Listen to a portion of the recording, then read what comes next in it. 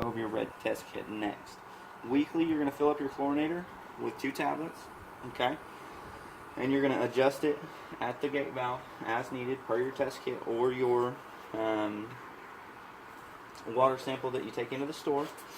You're going to pour in 8 ounces of Algae All 60. Okay, it's a maintenance algicide to help prevent algae from growing. Then you are going to bring in a water sample to one of our 3 offices to get a full chemical analysis about every 2 weeks at minimum. We would like you to come in every week, but every 2 weeks at minimum to bring in a water sample. Monthly, you're going to pour in a bottle of scale inhibitor around the pool. You're also going to lube all your O-rings. Little side note, shocking the pool should be done at a minimum of once a week in the summer, every 2 weeks in the fall and the spring, and then at least once a month during the winter months. It should be also shocked after heavy rains or heavy use with a lot of people. Okay. For any questions or repairs needs relating to your pool or pool equipment, please contact our service department. Okay, you can contact Randy, you can contact me, you can contact Jerry, anybody really, but your first line of defense is going to be the service department. They can answer any and all questions related to not only retail, but service and construction as well, whereas most of the rest of us just specialize in one field. Okay. Next, we're going to go over the test kit, and we need to make a punch list. So we have the spa draining,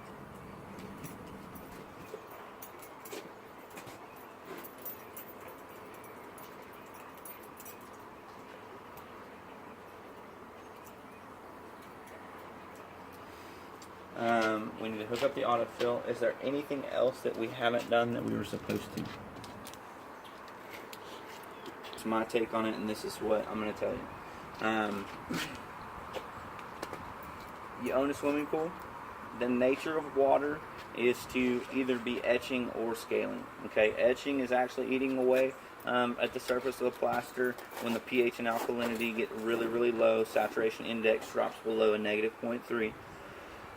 Scaling is actually depositing things, dropping things out of suspension of the water when it's a positive 0.3.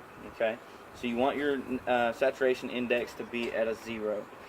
Now, water chemistry changes on a daily basis, hourly basis, constantly is changing, whether it's because of evaporation and new water going in, swimmers swimming in the water, you have rain, anything like that. It's constantly changing on a daily basis.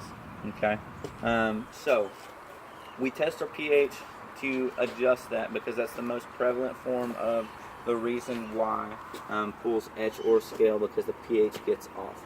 Okay, now I don't care who you are or what you do, you are going to get scale at some point in the pool's life. Okay, our owner tests his pool twice a day, every single day, and adjusts his chemistry as needed, and still he will get scale at some point. Okay, the pool's shell itself will discolor, okay, because of scale. It's going to be a white discoloration. It'll start getting a little milky looking on the bottom at some point in time. It can be taken off very easily, okay, but it is costly to do. So, checking your pH and adjusting it on a frequent basis is going to prolong the life of the plaster and the equipment and prolong your formation of scale. Also, putting in a scale inhibitor is going to prolong the formation of scale. There is no 100% guaranteed way to keep it from happening. It will happen. That is the only guarantee I will make you. But it's up to you guys whether you just let it go, let it ride, and it happens in 6 months, or you actually take care of it, test the water, and put in your scale inhibitor. It could be 4, 5, 6, 7, 8 years before you start seeing scale. Okay, so I have seen pools in harsh environments scale up in just a few months, and then I've seen pools last 10, 15 years before they had to do any kind of treatment to it. It just all depends on you guys. Okay, you invest a lot of money coming out here and spending 5 minutes every day is the best thing you could possibly do for your swimming pool. Okay, that's all it requires. 5 minutes a day, test the pH, put the acid in that it needs, and it'll last you a long, long time. Okay. Speaking of, we'll go over your test kit. If you have any questions, we'll go over those, and then I'll get you to sign off on all the paperwork. And you want to go elbow deep, about 18 inches deep, which is, and you also want to go at least an arm's length away from your skimmers. You want the pool to have been running for at least 4 hours. Your pool runs 24 hours a day, okay, so it shouldn't be a problem. But you will go elbow deep, away from the skimmer, arm's length away. Best possible place to probably test is either over there in that corner or over here on the back side. Okay, the two best places to grab your samples from when you're taking a sample into the store. Now, testing poolside is fine to just take your samples off the surface of the water, unless you want to grab your bottle, go 18 inches deep, and then use your bottle for your samples. Okay, it is the most accurate that way. So the first test that we're going to do is going to be your chlorine test. Okay, I'd like to hold this. Hold on. It's going to be your chlorine test. Okay, I'm going to have you guys do it, but I'm going to organize this thing because I'm OCD and these drive me crazy.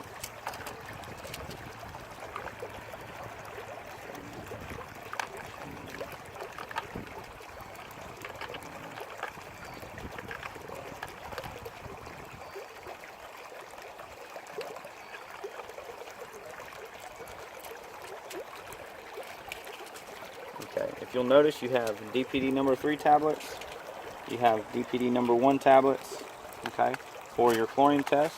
You have solution number 2, which is phenol red, for your pH solution. You have solution number 3, it tests for acid demand and total alkalinity. Solution number 4 is a chlorine neutralizer, and then solution number 5 is the total alkalinity test.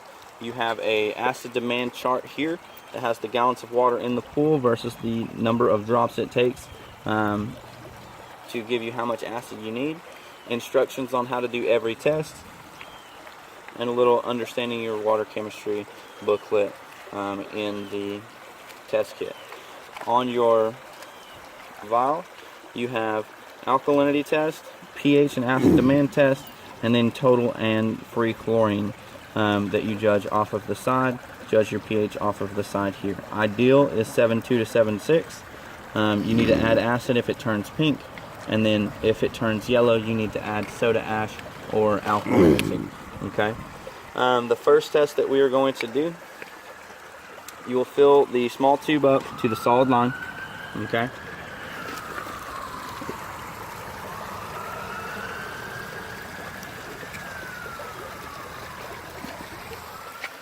Put in a DPD number 1 tablet.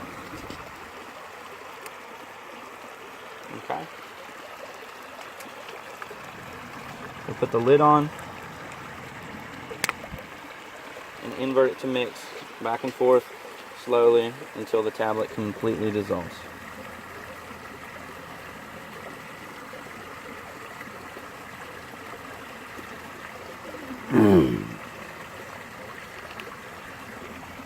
Okay.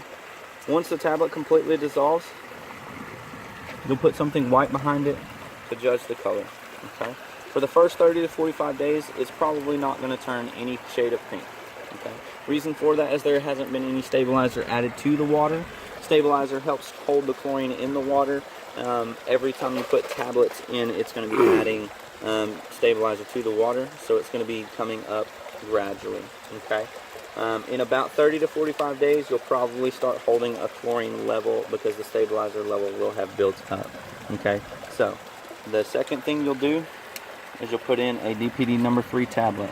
Okay, you'll hold on to the number on the side that it was when you just had the DPD number 1 tablet, and you'll just hold that in your mind.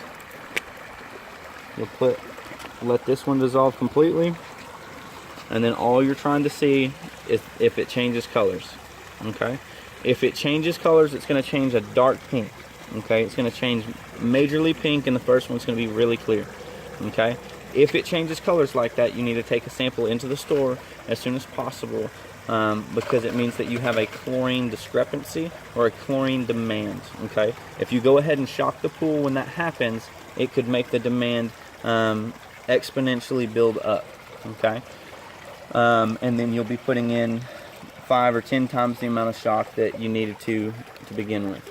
Okay, you'll let it dissolve completely. You'll judge the color on the side again. If it's low, you'll just add chlorine and turn the tablet feeder up by turning the valve to the left. If it's high, you'll turn the chlorine tablet feeder down to the right and let it ride. Okay, but if they are different colors, you'll take a sample into the store. Okay, if it's ideal, you'll just continue on your regular weekly maintenance. So both about the same. Okay, they're both about the same, no difference. You'll rinse out the tube, put the lid back on, and then you'll go to your second test. Okay? Second test is going to be pH. You're going to fill it up to the solid line. Okay? If you have a high chlorine in the water, you're going to put in 2 drops of chlorine neutralizer. Okay? If you have a normal or low chlorine in the water, you're going to put in 1 drop. 1 drop. You're going to hold the valves or the tubes upside down completely so that you get uniform drops throughout. Okay? Then you will take the red solution, put in 5 drops. 1, 2, 3, 4, 5. We'll put the lid back on and invert the tube to mix. Okay? You'll put something white behind it to judge the color. Okay? It's really, really pink. So it's probably around a 7.8, which means it's high. It means you need to add acid. Okay? The next test is going to be your acid demand. You'll take the same water that's pink right now. You'll take the white solution, the acid demand solution. You'll put in 1 drop at a time, inverting to mix, in between, until the color goes back to the ideal range. Okay? You'll count the number of drops it takes to get it back to ideal.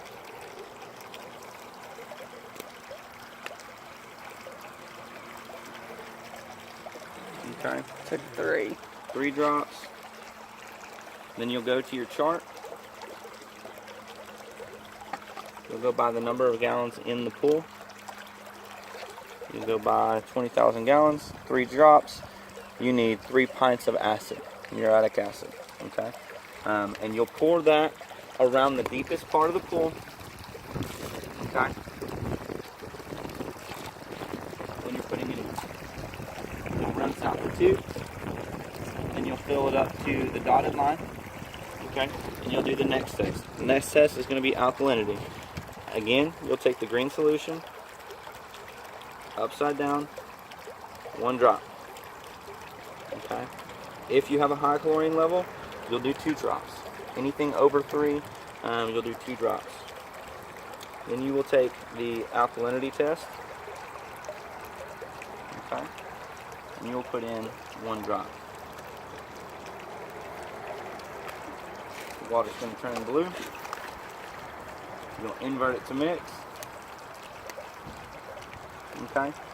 And then you'll take the white solution again, the total alkalinity test, and you'll count 1 drop at a time until it turns yellow. Okay. It should take 15 to 18 drops poolside. Okay.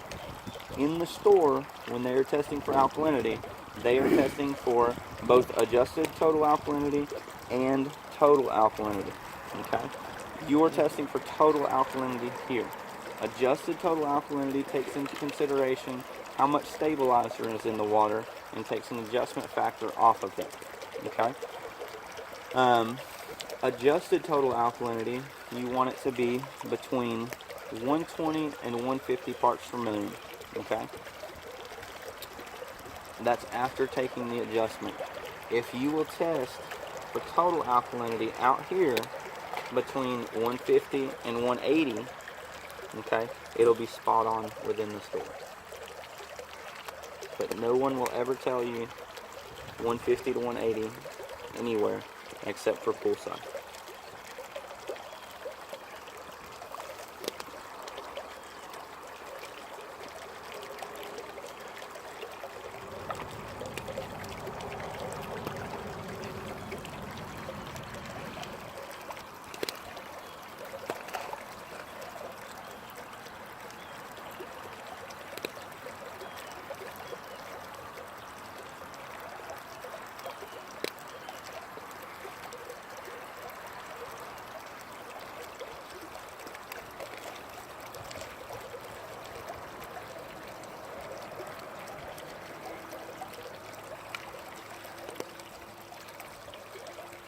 Okay, turns yellow.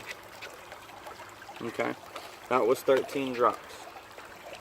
Okay, like I said, you want it to be between 15 and 18. Okay, if it is higher than 18, you will go into that little booklet, that blue booklet. Okay.